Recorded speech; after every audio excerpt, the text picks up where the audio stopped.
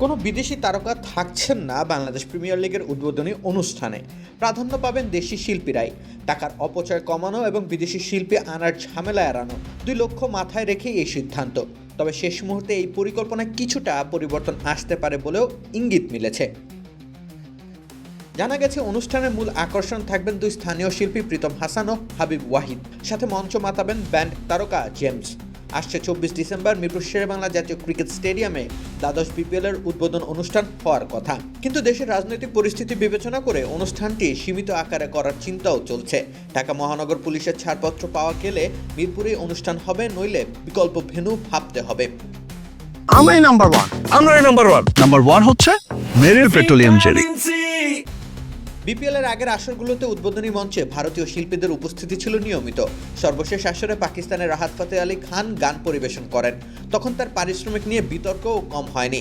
দ্বিগুণ টাকা দেওয়ার অভিযোগ ওঠার পাশাপাশি উদ্বোধন অনুষ্ঠানের নামে অর্থ ৯-৬-এর কথা আগেও শোনা গেছে।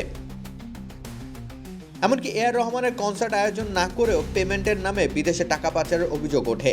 বাংলাদেশ ব্যাংক থেকে ফাঁস হওয়ার তথ্যে বিষয়টি সামনে আসে এবং এ নিয়ে গণমাধ্যমে প্রতিবেদনও প্রকাশিত হয়। সেজন্য এবার বিদেশি তারকা আনার পথে হাঁটছে না বিসিবি। তবে নিরাপত্তা নিয়ে চিন্তা থেকেই যাচ্ছে। দেশের নির্বাচনী প্রচারণা পুরোদমে শুরু হলে বিপিএলের পুরো সময় জুড়ে নিরাপত্তা বড় ইস্যু হয়ে দাঁড়াতে পারে। সেক্ষেত্রে নিজস্ব ব্যবস্থাপনায় নিরাপত্তা জোরদার করার কথাও ভাবছে বিসিবি।